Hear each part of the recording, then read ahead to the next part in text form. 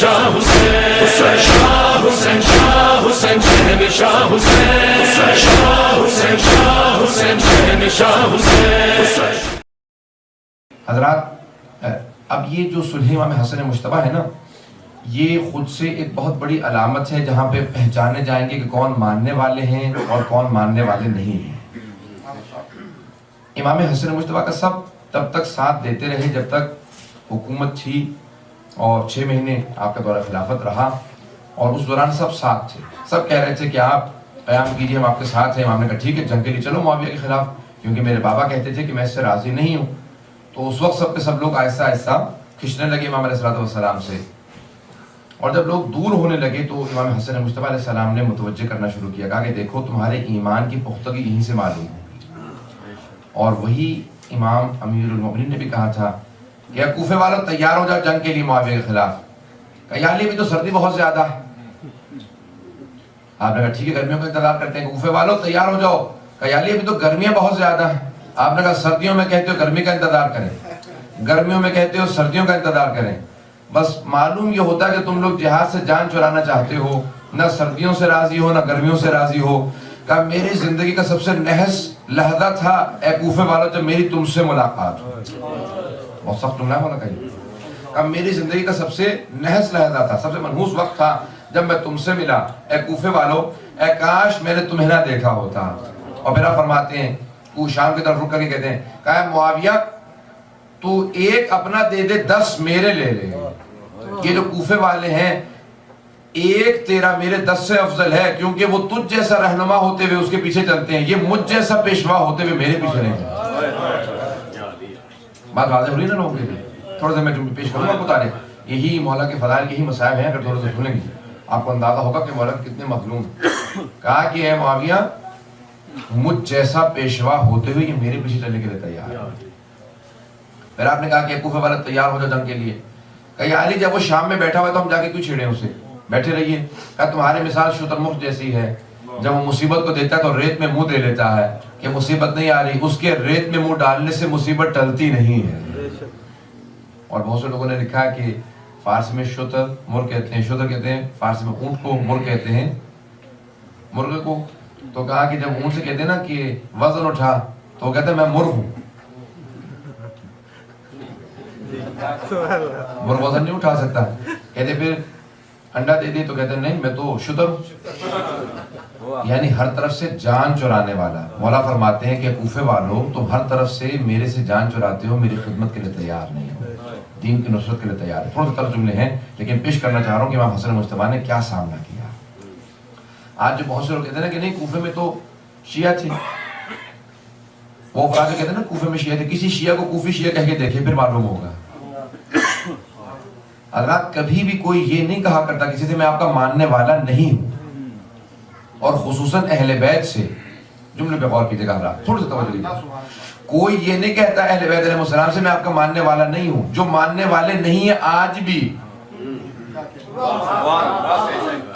جو اہل بیت کو نہیں مانتے وہ بھی کہتے ہیں ہم اہل بیت کو مانتے ہیں. آپ نے کبھی دیکھا کہ جو نہیں مانتے ان سے کہیں گے تم اہل بیت کو مانتے ہو؟ کہتے ہیں ہاں ہم مانتے ہیں، جبکہ معلوم ہے کہ نہیں مانتے. پتہ نہیں میں واضح کر پا رہا ہوں. آج کے دور میں ذرا جا کے دیکھیے سارے مکاتب فکر کے اندر کسی سے پوچھ لیں آپ کہ تم اہل بیت کو مانتے ہو یا نہیں مانتے، کبھی نہیں کہتے کہ ہم نہیں مانتے. ہر مکتب فکر یہی کہتا ہے ہم اہل بیت کو مانتے ہیں. حضرات اہل بیت اتنے افضل ہیں جو نہیں مانتے وہ بھی کہتے ہیں ہم مانتے ہیں. کمال یہ نہیں ہے کہ لوگ کہیں کہ ہم اہل بیت کو مانتے ہیں، کمال یہ ہے کہ اہل بیت کہیں یہ ہمیں مانتے ہیں.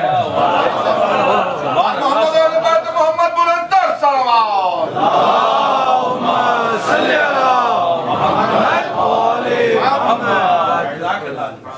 بات واضح ہو رہی ہے. حضرات یہ مقام ہے اہل بیت علیہ السلام کا. اب لیکن کوفے والے کیا کہتے تھے؟ آج تک لوگ انہیں کے جملے کو پیش کرتے ہیں کہ ہم آپ کو مانتے ہیں.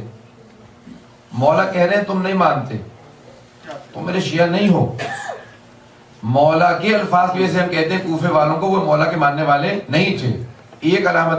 دوسری علامت، جب مولا نے کہا، جب ان لوگوں نے مولا کے خلاف جلوس نکالا نا، ایک مظاہرہ کیا، مولا نے کہا کیا بات ہے تم ماہ رمضان ہے سب کے آرام کو غارت کیوں کر رہے ہو؟ کہا یا علی آپ نے تراویح رکوا دی،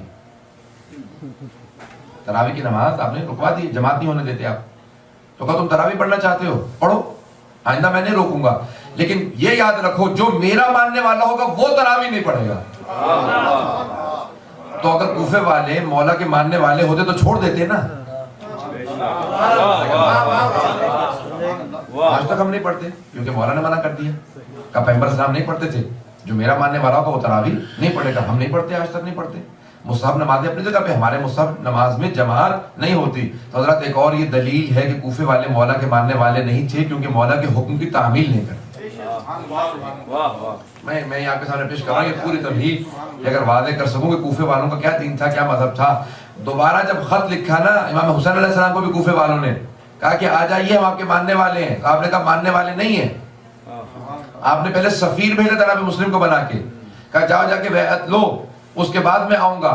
16,000 افراد نے, 18,000 لوگوں نے, کچھ کہتے ہیں 30,000 لوگوں نے خط لکھے جناب سید الشہداء کو, ہم آپ کو مانتے ہیں. تو جناب عبداللہ ابن عباس نے کہا مولا یہ آپ کو دھوکہ دیں گے, آپ کے بابا کو بھی دھوکہ دیا, آپ کے بھائی حسن کو بھی دھوکہ دیا, یہ آپ کے ماننے والے نہیں ہیں. یہ جھوٹ بول کے دھوکہ دے کے آپ کو بلا لیں گے اور پھر آپ کی شہادت میں حصہ لیں گے مارنے میں.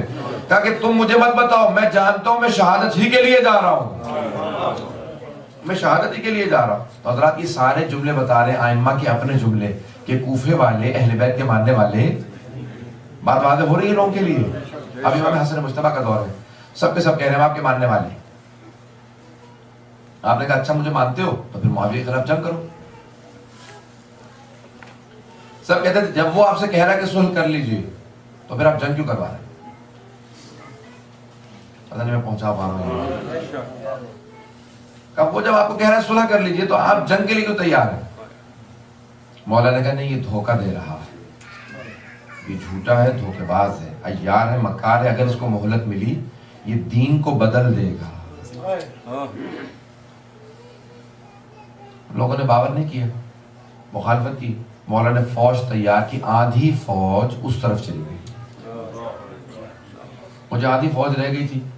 عبیداللہ ابن عباس سپہ سالار تھے, اس میں بھی 2 حصے ہو گئے. کچھ کہنے لگے ہمیں بھی ان کے ساتھ چلے جانا چاہیے تھا, کچھ کہنے لگے نہیں ہمیں رکنا چاہیے. یہاں تک کہ روایت کے الفاظ ہے خود مولا کے اپنے ماننے والوں نے آپ کی جان نماز کو چھین لیا. خیمے میں نماز پڑھ رہے ہیں اور کچھ لوگوں نے جان نماز کھینچی اور امام حسن مجتبیٰ منہ کے بل زمین دی. جب امام حسین السلام نماز پڑھا رہے ہیں تو 72 افراد ہیں لیکن آپ کے پیچھے پڑھ رہے ہیں. امام حسن مجتبیٰ اتنی بڑی فوج ہوتے ہوئے خیمے میں تنہا نماز پڑھ رہے ہیں. اس کا مطلب ہے کہ ساتھ ہوتے ہوئے ساتھ نہیں تھے. اسی لیے تو امام حسین السلام نے کہا نا کہ جیسے اصحاب مجھے ملے ہیں, نہ میرے نانا کو ملے, نہ میرے بابا کو, نہ میرے بھائی. پیش کر رہا ہوں میں آپ کے سامنے, تھوڑا سا اور سنیے گا, تھوڑا سا وقت, زیادہ وقت نہیں ہوگا. سنیں امام حسن مجتبیٰ نے کیا سامنا کیا. توجہ ہے مجھ میں کہ میرے ساتھ, اور بڑا تلخ دور ہے امام حسن مجتبیٰ کا. وہ افراد جو بار بار کہتے تھے جنگ کیجیے, اچھا آخر میں یہ ہوا کہ وہ جو 2 آدھا لشکر رہ گیا تھا وہ 2 حصے ہوئے, ان میں سے بھی ایک حصہ ٹوٹ کے چلا گیا, اور وہ جو رہ گئے تھے وہ خود شک میں پڑ گئے کہ ہم میں سے کون کون بک گیا ہے, کس کس نے پیسے کھا لیے معاویہ سے, کس کس نے پیسے نہیں لیے. یہاں تک کہ خود وہ جو سپہ سالار تھا وہ یہاں تک خود سوچ رہا تھا کہ شاید سب بک چکے ہیں, بس میں اکیلا ہی رہ گیا سوائے خاندان کے چند لوگوں کے. کوئی بھی امام کے ساتھ نہیں تھا. تو امام نے کیا فرمایا, امام نے فرمایا کہ یہ جو صلح پہ میں نے دستخط کیے, اس نے دستخط کر کے بلینک پیپر بھیج دیا امام علیہ السلام کو. تو ایک آدمی نے آ کے اعتراض کیا, کہا کہ فرزند رسول آپ نے صلح کیوں کی. کہا کہ میرے پاس اور کوئی چارہ نہیں تھا. کہا میں جنگ کرنا چاہتا تھا, میں صلح کرنا ہی نہیں چاہتا تھا. یہ نہیں ہے کہ میں نے اپنی مرضی سے صلح کی ہے. کہا لیکن امام کی جنگ اپنے لیے نہیں ہوتی ہے, نفس کے لیے نہیں ہوتی ہے, خدا کے لیے ہوتی ہے, معاشرے کے لیے ہوتی ہے. لیکن جب مومن ہی تیار نہیں تھی میرے ساتھ جنگ کے لیے کہ چلتے معاویہ خلاف جنگ کرتے, کہا پھر آپ نے کیوں دستخط کیے. کہا کہ یہی لوگ جو میری فوج میں تھے یہ آپس میں ڈسکس یہ کر رہے تھے کہ کس طرح سے گرفتار کر کے ان کو باندھ کے وہاں پہ معاویہ کے سامنے پیش کریں. کہ اس وقت میرے پاس اور کوئی چارہ نہیں تھا سوائے اس سے کہ میں صلح کرتا, کیونکہ سارے کا سارا یہ جو لشکر تھا یہ منافقوں کا تھا اور یہ کوفے کے لوگ اعتماد کے قابل نہیں تھے. حضرات یہ امام حسن مجتبیٰ کے ساتھ سختی رہی ہے، کہا کہ میرا ساتھ دینے والا کوئی نہیں تھا، اگر 20 افراد بھی ہوتے تو جنگ نفس کے لیے نہیں ہے، جیسے میرے بابا نے خاموشی 25 سال اختیار کی اپنی مرضی سے نہیں، کیونکہ لوگوں کے لیے امام کا قیام ہوتا ہے۔ جملہ سنیے گا، تھوڑی سی توجہ ہے لوگوں کی۔ جب مولا نے کہا نا کہ جنگ کے لیے جاؤ حضرت علی علیہ السلام نے، تو لوگوں نے کہا یا علی آپ کو کیا ضرورت ہے کسی کی، آپ خود جا کے معاویہ سے جنگ کر لیجئے۔ کہا مجھے ضرورت نہیں ہے، مجھے تمہاری بھی ضرورت نہیں ہے، اور میں چاہوں تو میں اکیلا معاویہ کے پورے لشکر سے جنگ کر سکتا ہوں، لیکن میری جنگ میرے نفس کے لیے نہیں ہے، تمہارے لیے ہے۔ تم عدل و انصاف سے محروم ہو جاؤ گے اگر میں خاموش بیٹھ جاؤں۔ میں جنگ کر رہا ہوں اس پورے معاشرے میں عدل و انصاف قائم کرنے کے لیے۔ بات واضح ہو رہی ہے لوگوں کے لیے؟ حضرت یہی امام حسن مجتبیٰ بھی فرما رہے تھے، کہا میری جنگ میرے نفس کے لیے نہیں ہے، لوگ کہیں گے اپنے لیے لڑ رہے تھے۔ ایک بڑا تلخ جملہ جب میں پڑھتا ہوں تنہائی کے اندر تو برداشت نہیں کر پاتا۔ امام حسن مجتبیٰ امام امیر المومنین بلکہ خود فرماتے ہیں، کہتے ہیں، کہا کہ اگر میں اپنا حق مانگتا تھا نا کہ میرا حق غصب ہو گیا ہے، تو لوگ کہتے تھے یہ دنیا دار ہو گیا، اور اگر خاموش رہتا تھا تو لوگ کہتے تھے اس کا حق ہے ہی نہیں، اسی لیے مانگتا نہیں اپنا حق۔ کہا دونوں طرف سے معاشرہ مجھے ہی مجرم قرار دیا تھا۔ کہا کہ اتنا نزلن الدہر و نزلن الدہر، کہ دنیا نے مجھے اتنا گرایا کہ میرا نام ایسے ایسے لوگوں کے ساتھ لیا جانے لگا کہ جن کے ساتھ میں بیٹھنا برداشت نہیں کرتا تھا، لوگ میرا نام ان کے ساتھ لیا اور کہتے تھے کون افضل ہے، علی افضل ہے یا وہ ہے۔ کہا کہ میرا اتنا میرے پہ ظلم کیا لوگوں نے اپنے الفاظ کے ساتھ۔ آج حضرات آج تک ایک میں جملہ پیش کر رہا ہوں، آج بھی ہمارے مولا مظلوم ہیں۔ اگر ہمیں دوسروں کے سامنے جا کے کیسے کیسے لوگوں کے لیے ہمیں ثابت کرنا پڑتا کہ نہیں ان کا حق نہیں تھا خلافت، علی بن ابی طالب کا حق تھا، یہ علی کی مظلومیت ہے یا نہیں ہے کہ ہمیں آج بھی ثابت کرنا پڑ رہا۔ کتنے مظلوم ہے مولا، علی جیسے امام کے لیے ثابت کرنا پڑ رہا ہے کہ نہیں مولا کا حق تھا۔ کتنے مظلوم ہیں، یہ بہت بڑی مظلومیت ہے۔ علی جیسے امام کے لیے کہہ رہے ہیں نہیں ان کا حق ہے، وہ کہہ رہے ہیں نہیں ان کا حق نہیں، اس کا حق ہے۔ بات واضح ہو رہی ہے؟ مولا اس بات پہ بہت زیادہ روئے، کہا کہ دنیا نے میرے ساتھ بڑا ظلم کیا ہے، اتنا مجھے گرایا کہ میرا نام ایسے ایسے لوگوں کے ساتھ لیا جانے لگا کہ یہ افضل ہے یا علی افضل ہے۔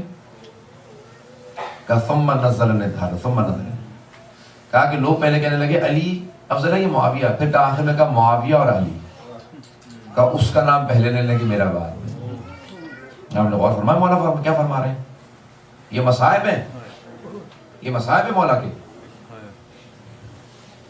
پھر فرماتے ہیں امام حسن مجتبیٰ، کہا جیسا میرے بابا کا وہ دور تھا ویسا میں نے دور گزارا۔ لوگ معاویہ کو مجھ پہ ترجیح دے رہے تھے، کہا وہ کم از کم دولت دے گا، پیسہ دے گا، حسن مجتبیٰ عدل و انصاف قائم کر رہے ہیں۔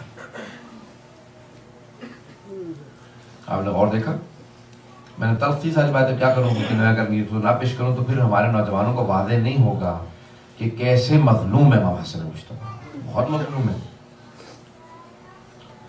حضرات میں صرف فضائل سنے ہیں، اگر ائمہ کے مصائب کو دیکھیں نا کہ جو تنہا کھڑے ہیں، روایت کے الفاظ ہے کہ ایسا وقت آیا کہ سارے خوارج حضرت علی کو چھوڑ کے چلے گئے، صرف ایک حضرت مالک اشتر اصحاب میں باقی تھے، صرف ایک جناب مالک اشتر۔ جناب مالک فوراً آگے بڑھے، مولا سے گلے مل کے رونے لگے، تو حضرت امیر کی بھی آنکھوں میں آنسو آئے، بڑے تنہا ہے مولا، بڑے مظلوم ہیں۔ تو جب دونوں رونے لگے نا، کہا مالک ایک امام رہ گیا اور ایک ماموم رہ گیا۔ واقعاً کربلا بہت بڑا معرکہ کہ جہاں 72 افراد ساتھ کھڑے ہیں، کہا مالک بس ایک، کہا مولا ان کو کیا ہوا؟ تو آپ نے جملہ کہا کہ ان الناس عبید الدنیا، یہ لوگ دنیا کے بندے ہیں، اللہ کے بندے بہت کم ہیں، دنیا کے بندے بہت زیادہ ہیں۔